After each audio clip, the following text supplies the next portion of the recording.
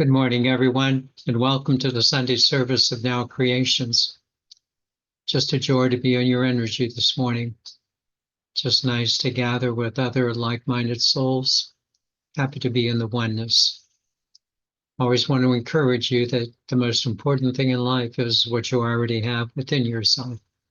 We're going to be talking about that a little bit more today. I also want to remind you that I'm very excited about Kindness Month coming up in April.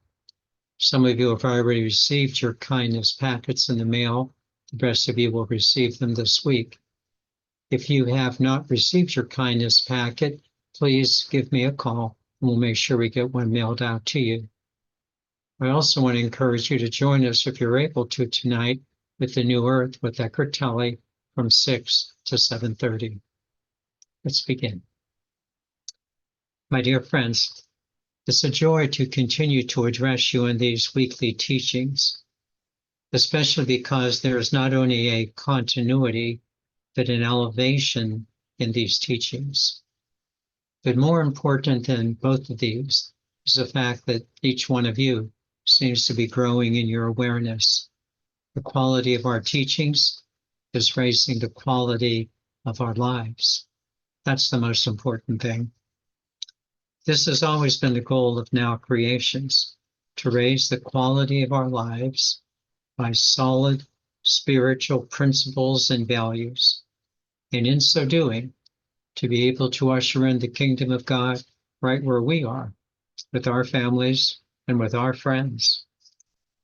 Today's teaching will follow this pattern of extending a basic thought by bringing this basic thought to a logical conclusion, and thus showing the fruits of such thinking in our lives. Thus, the topic of today's teaching is entitled Identity. Identity. Well, we will focus on the question that I raised in last week's teaching. I will add a further amplification.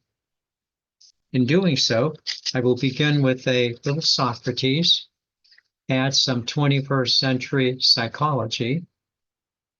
I will then restate the question and give a clear presentation of both the challenges and the rewards of the answer. Again, you might want to take some notes. Let's begin with a brief synopsis of the teachings of Socrates. Socrates, who lived 2,500 years ago in Athens, Greece, is considered to be the father of Western philosophy, and certainly with great reason. The essence of Socrates' teaching was the importance of his two-word phrase, know thyself. The most important thing in life is to know oneself. And quite frankly, that phrase has really baffled people for the last 25 centuries, but not anymore. But before I get too far ahead of myself, let me also suggest that in addition to his teaching, Know Thyself, there's a second teaching that is very powerful from Socrates, and one that always impressed me. The second teaching was, the unexamined life is not worth living. The unexamined life is not worth living. How true. The unexamined life really is not worth living. But there's another side of the coin. The other side of that coin is that the examined life is worth living. Again, how true. The examined life is worth living. And we know this. We know this because, well, we have examined our lives. And we know that our lives are now truly worth living. But again, let me not get too far ahead of myself. Now for a brief look at modern day psychology. I think it is fair to say that the vast majority of people today do not know themselves, and primarily because they have not taken the time to examine their lives, or more so perhaps because they don't know how to examine their lives. They don't know what to do, and they don't take the time because they seemingly are so busy with very, very active lifestyles. Thus, a modern day psychologist, I think, would say, and to me it's quite clear, that a modern day identity seems to have eluded most modern day humans. I think that's true. A modern day identity seems to have eluded so many of the modern day humans.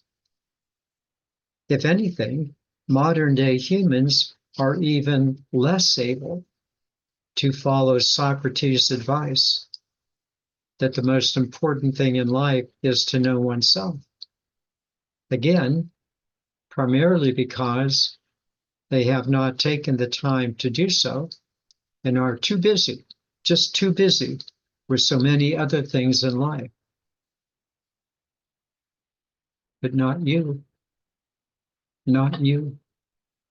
You realize the importance of knowing yourself, and you have examined your life, and you now know that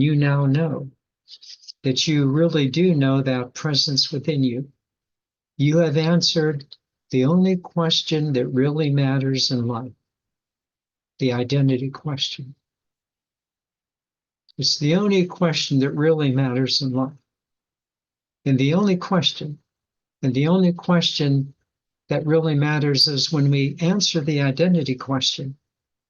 It then gives us that basis for what we're doing right now and to establish our future in a very satisfying way of love, a very satisfying way of living right now and, of course, for that future.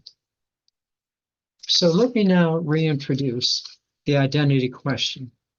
Let me now reintroduce the identity question that I mentioned in last week's teaching, and then add a fuller dimension of both its challenges and its rewards.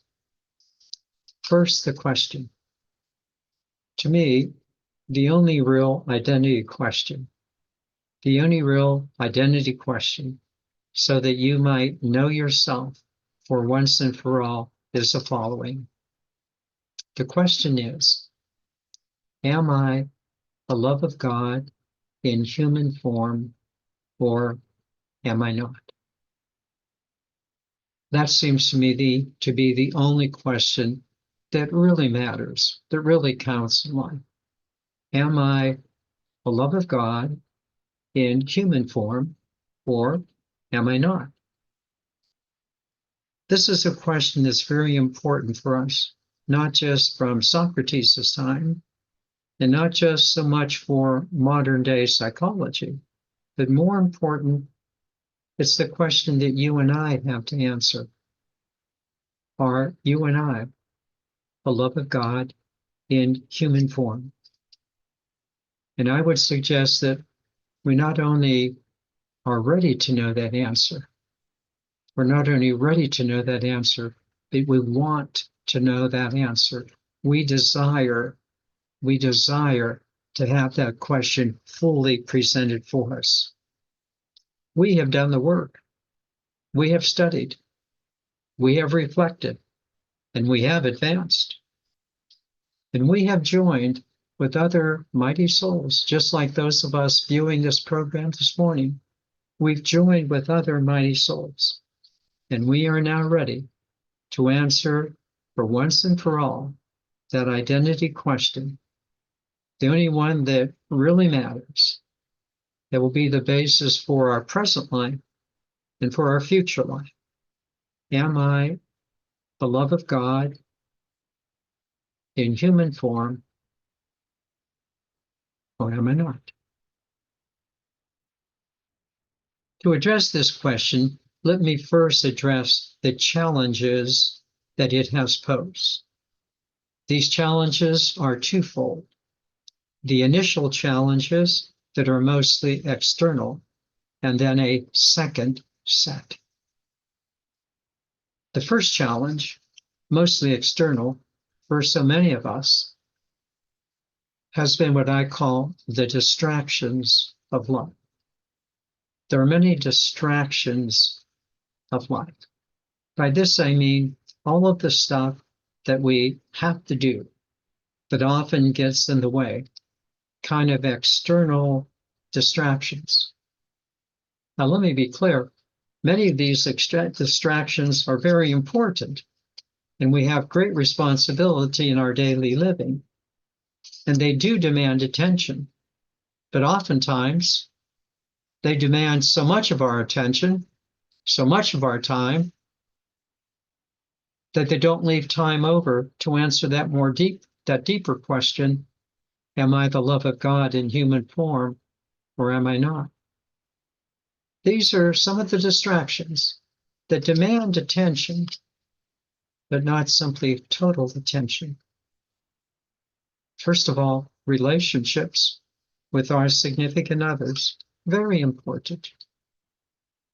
Secondly, the raising of children or grandchildren. Thirdly, making enough money to have a decent lifestyle. And fourthly, some of our social obligations, taking our part in our communities. These are very demanding things, and oftentimes they take up so much of our time. And then there's a couple of other challenging distractions as well. First of all, there are those old habits that we have acquired living very judgmentally from the energy of separation. We've been very judgmental at times. In fact, I just saw something on Facebook this morning, somewhat disappointed in what I thought was a third dimensional comment from someone perhaps maybe who was able to know a little better. And not only that, but also a second challenge we have had is that we've been raised to be self-centered, just been raised to be self-centered. And it's hard to get over ourselves. It's hard to be a little bit more other-focused. These are just some of the things that are very important for us to understand. So we have those external challenges, the distractions of life, and they have been quite formidable for most of us. But something in you, something in you just seemed to go off. There was a bell in you that seemed to have been rung. And it reminded us that we need to move forward. And we want to get over the old distractions.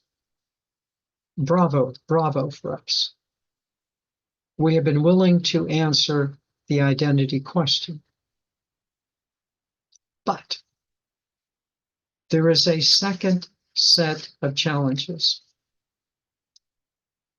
There is a second set of challenges that have been challenging and yet at the same time helpful. The second set of challenges has also been very helpful, and it's helped to clarify our identity.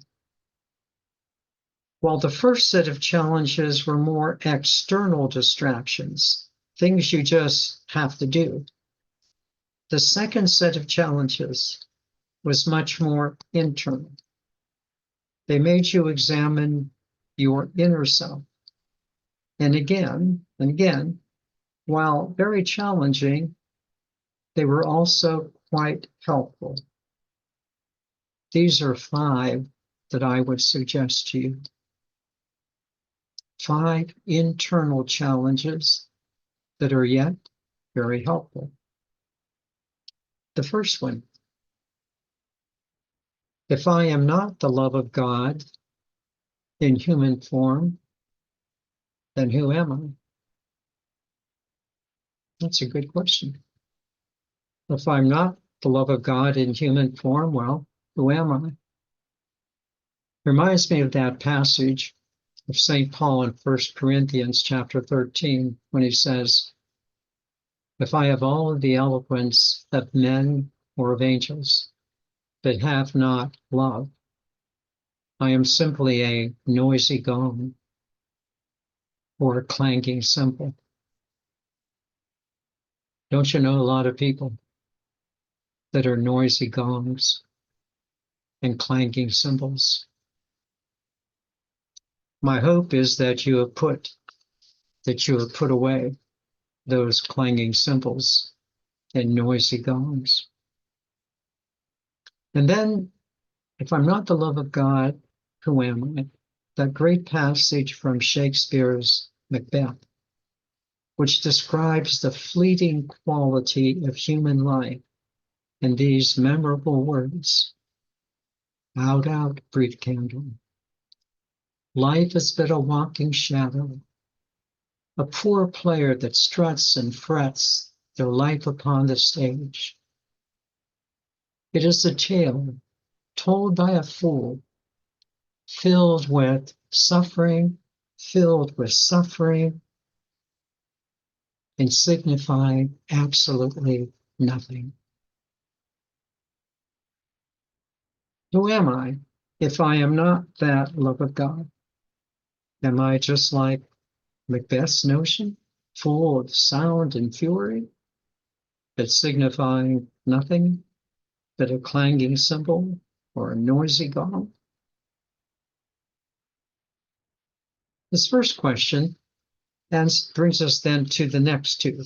The next two just become extremely, extremely interesting.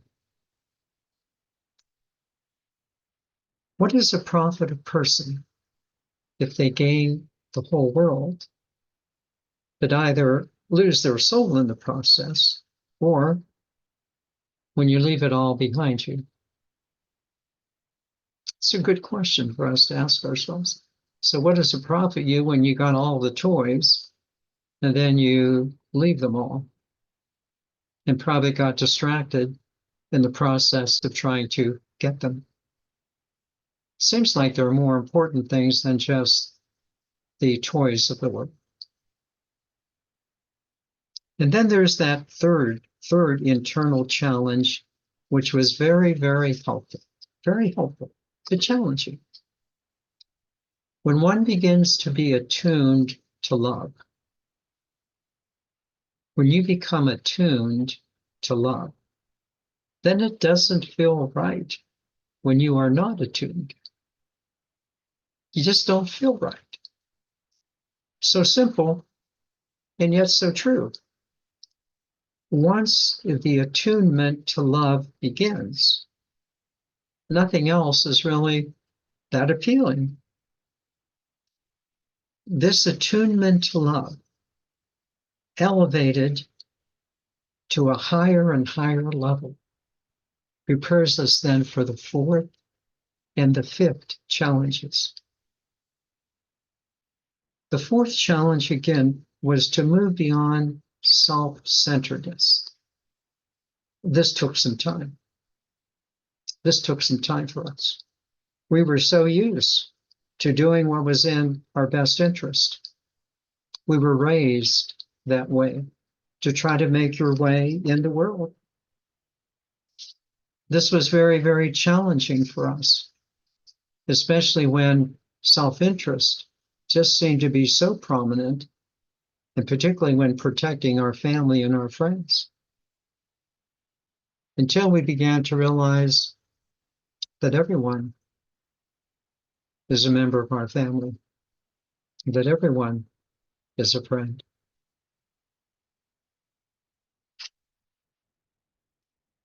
And then that fifth internal challenge, again, a big one. It's a big one. To accept the values of love and oneness as your way of living.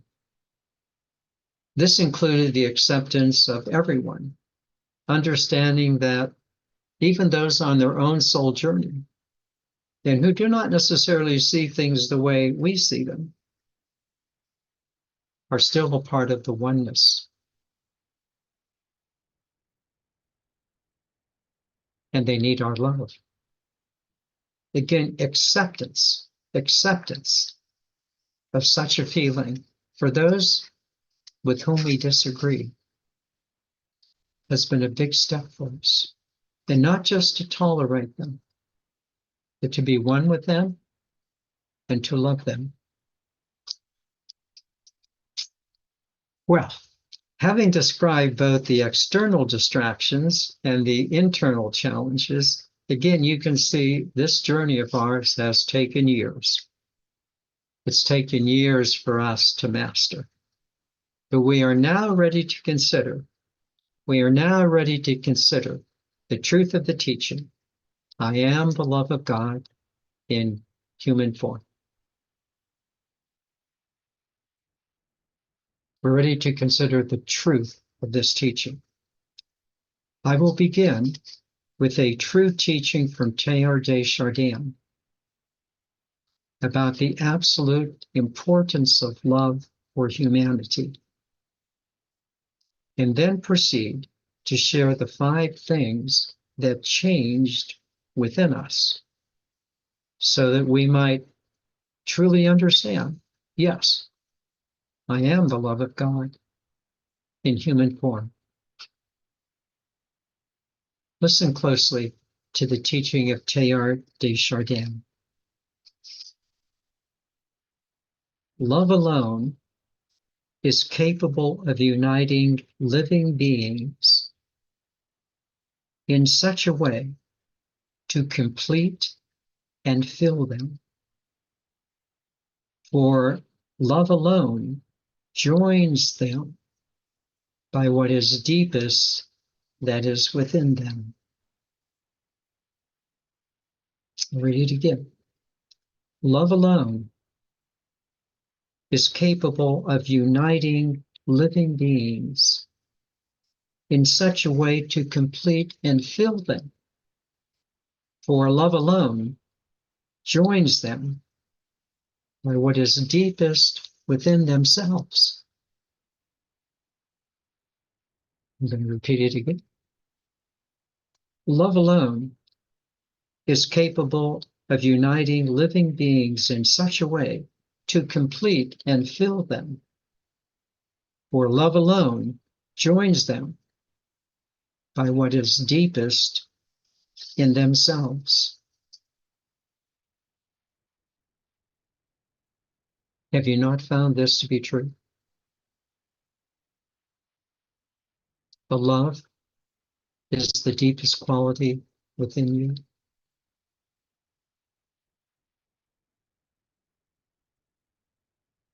Have you not just found that to be absolutely true? And of course, not just in each of us, but in all of us.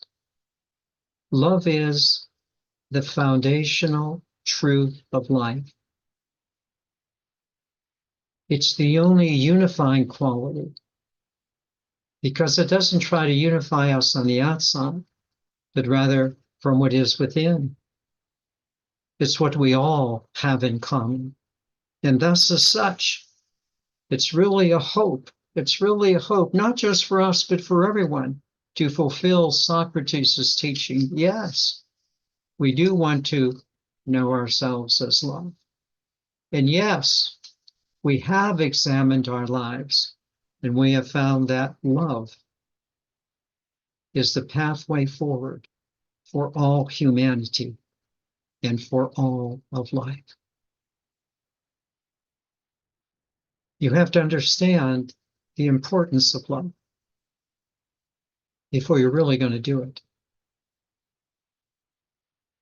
It is that which is deepest within you and deepest within everyone because it is the substance of life. So, with this understanding, let's now examine what has changed in you that has brought you to the conclusion that you really are. You really are the love of God in human form. The first change. The first change was the basis for all of the other changes. I will state it simply and then explain it. The first change was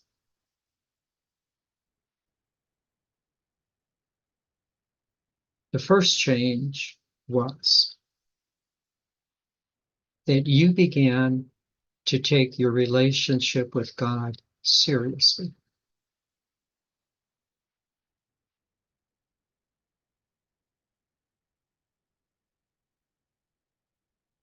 That was the first change. That you and I began to take our relationship with God seriously. Now you might say, no, Vince, I've always believed in God, but that's not what I meant. I mean that you began to take your relationship with God seriously, foundationally. Your relationship to God has become the defining characteristic of your life. I just need to say this again. Your relationship to God has become the defining characteristic of your life. Just say it again. Your relationship to God has become the defining characteristic of your life. And in order for this to occur, you have made 3 big steps. First, you had to get over the fact that you were in control of your life. As I mentioned, that was a hard thing to do. We were raised to be in charge of our lives. And it served us well in making a living in the world. And oh yes, we included God in our activities. But wasn't that the problem? We included God in our activities. Oh yes, we went to church, we did all of those things, and we remained clearly in charge of our lives. We let God in when needed and convenient.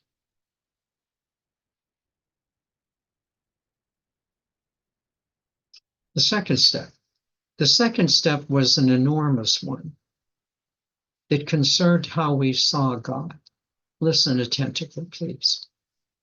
For most of us, for most of our lives, we saw God as a being that was external to us. We saw God as a being that was external to us. This view is called the transcendental concept of God. The transcendental concept of God. God was a being that transcended the human condition. God was out there or up there, a being quite separate from us lowly humans. Thus, God was viewed and prayed to as an external helper. We've all been there, imploring God, beseeching God, praying to God for ourselves and for others. We called upon God to intervene in our lives and in the lives of others. And then something changed. Something changed as we developed spiritually. The external, transcendent view of God changed to what we call the immanent view of God. God was no longer out there, but God was much more within us, much more internal. God, or the God Spirit, was now not only seen, but actually felt as our internal presence. That's been the big change. The game has now decisively and irrevocably changed. God is experienced as an internal, immanent presence. Consciously, internal, immanent. And this internal presence was supported especially in our meditation as we took that time to be quiet and to be still within. And then that still small voice of God began to speak to us from within.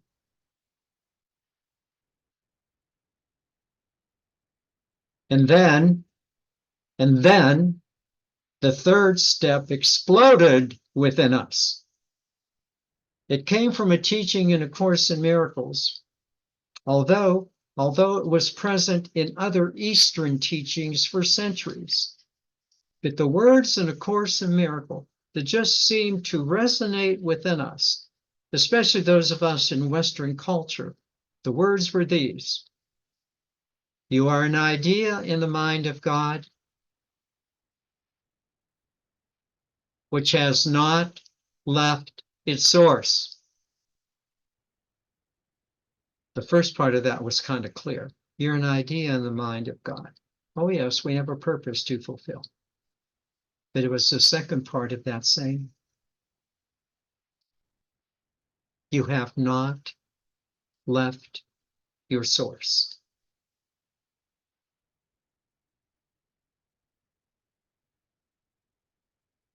That was the first step, the biggest step in our spiritual transformation. We have not left our source. We've always been connected to God, but more importantly, we still are connected to God. We have not left our source. This is the pivotal understanding that we need to have for our future. Is this not true? We have not left our source. It was this teaching that we have not left our source that has enabled us to understand that we are the love of God in human form. For as we acknowledge that God is love, and we have not left our source, that we too are the love of God in human form.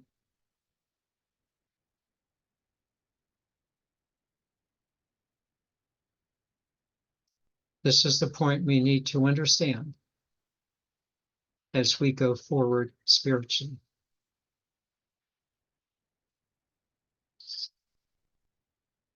In our teaching next week, I will delineate the next 4 steps in determining that we are the love of God in human form. This is exciting.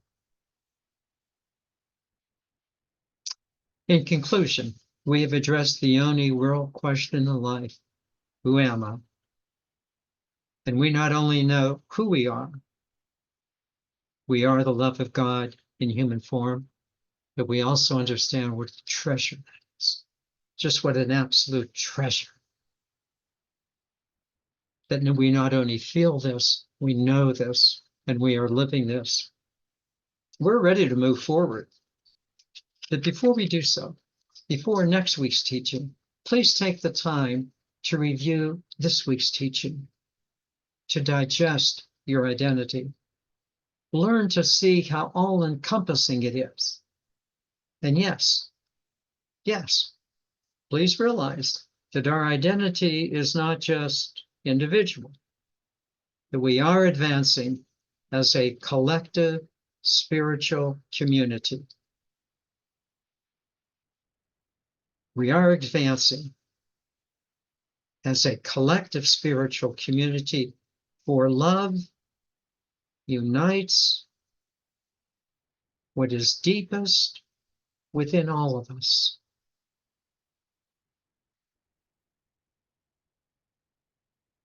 Wow. This we know to be true.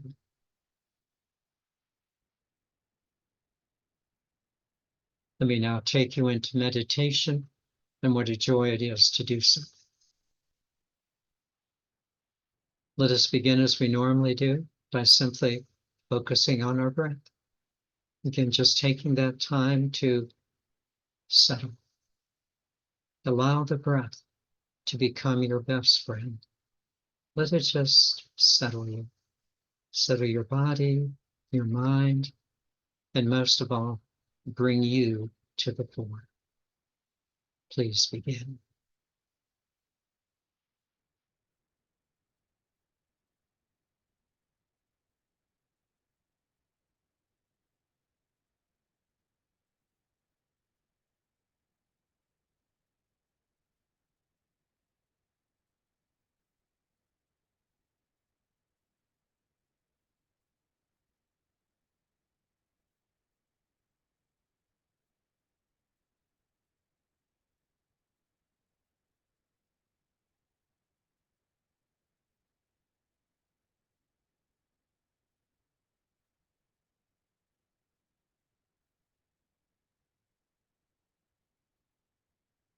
You got to hand it to Socrates.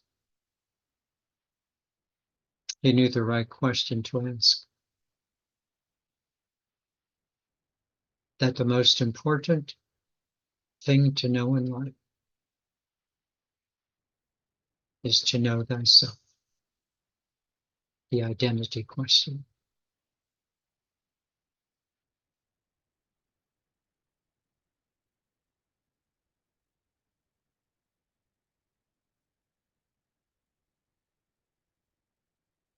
How many times in your life did you identify yourself as this or that?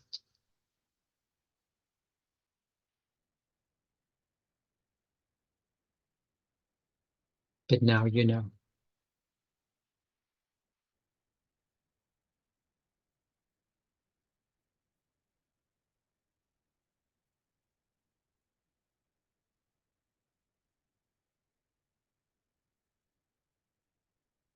You know because you have examined your life.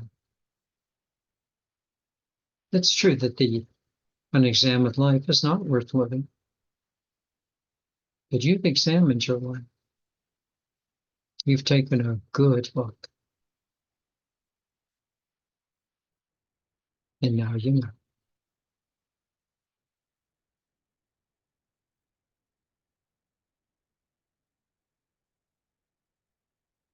I am the love of God.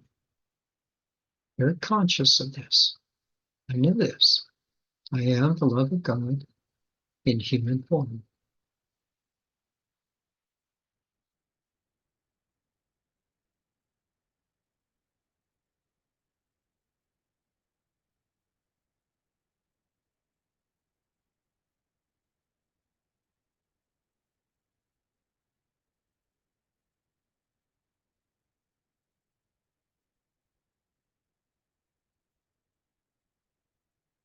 This has not always been easy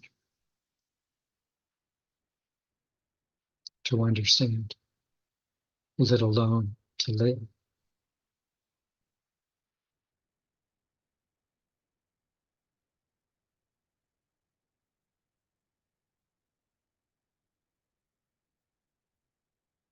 So many distractions, responsibilities, just so many things.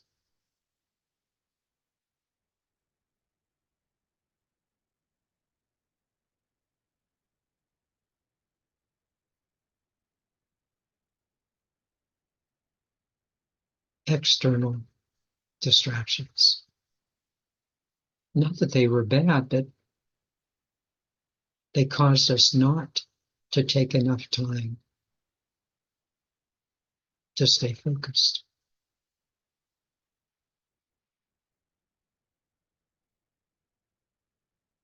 Oh boy, those internal distractions from the game of separation.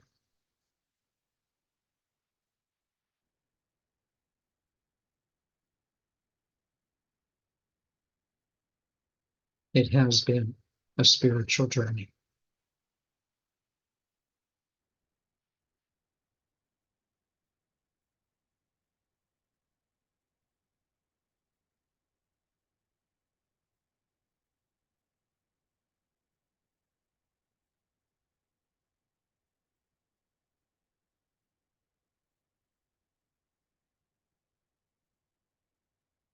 Kudos to you.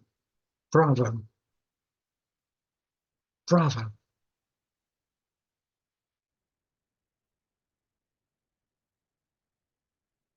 For in this spiritual journey of yours, you have answered the primary question of all life. Who am I?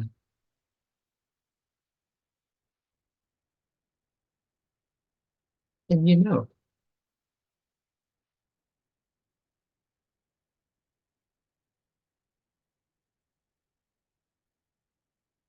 I am the love of God in human form.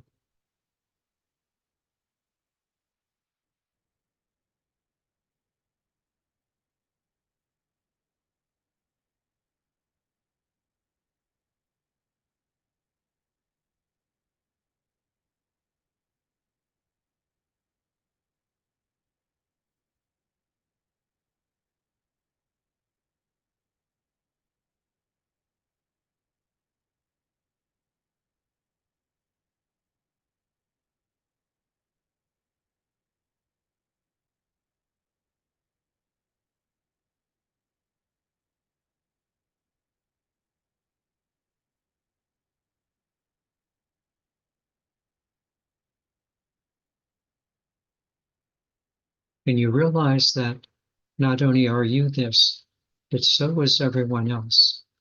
And when understood that we are the love of God, we understand that it is love that will fulfill all of us at our deepest level, as those of us in now creations have experienced.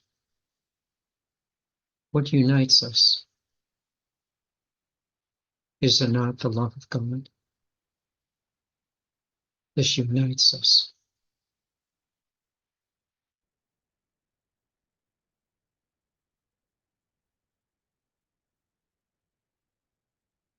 And then sends us forth happily, joyfully, to usher in the kingdom right here in the material realms, right here on our planet.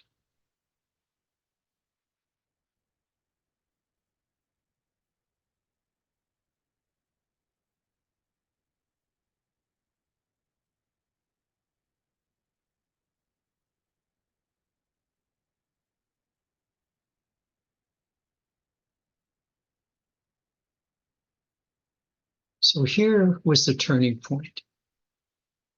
How many times have you heard someone telling you you are made in the image and likeness of God?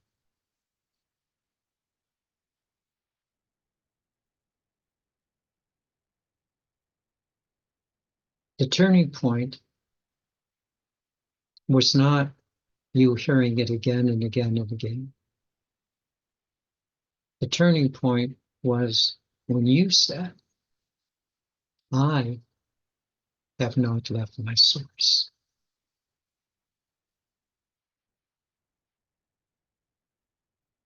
That was the turning point. You stopped being taught.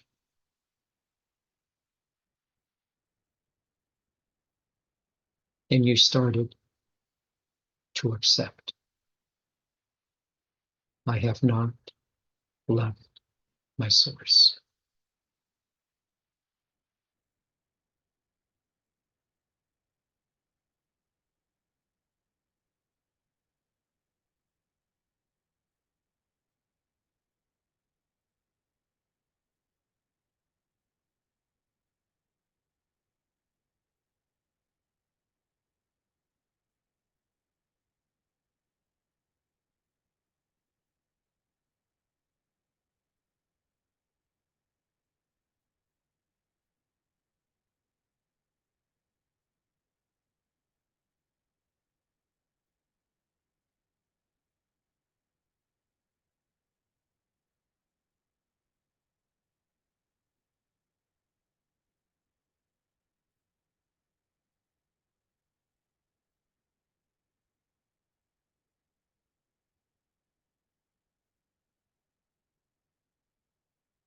That's the truth.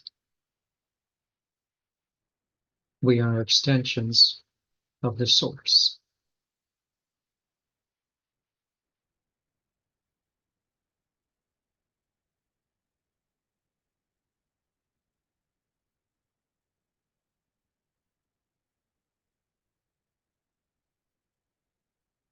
I am the love of God in human form.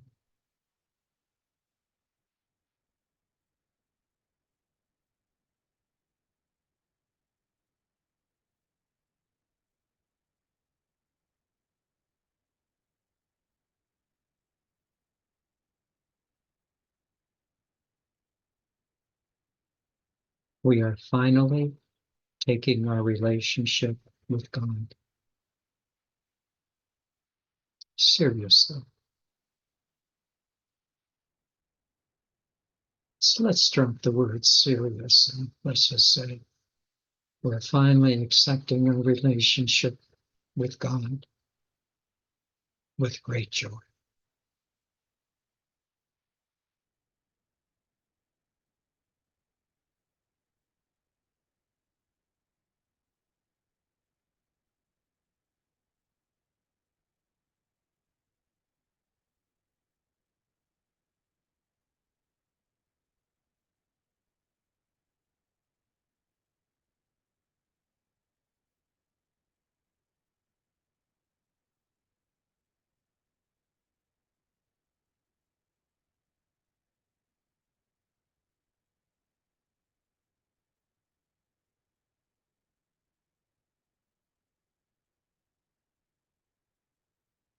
I suspect you have an internal smile.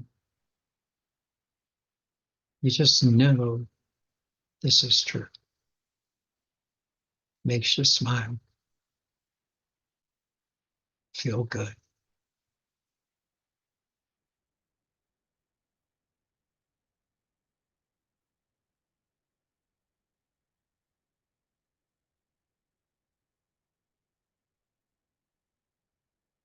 And with that, let me invite you to return back to your breath again.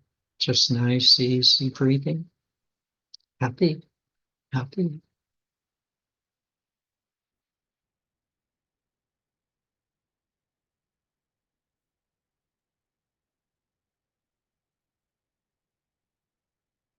And just when you're ready, happily breathing your eyes open.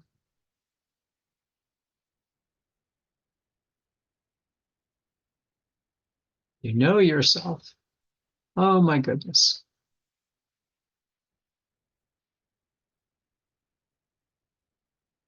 I am an eternal being of light and love. Thus, only good can come to me, and only good can come from me. And we are eternal beings of light and love.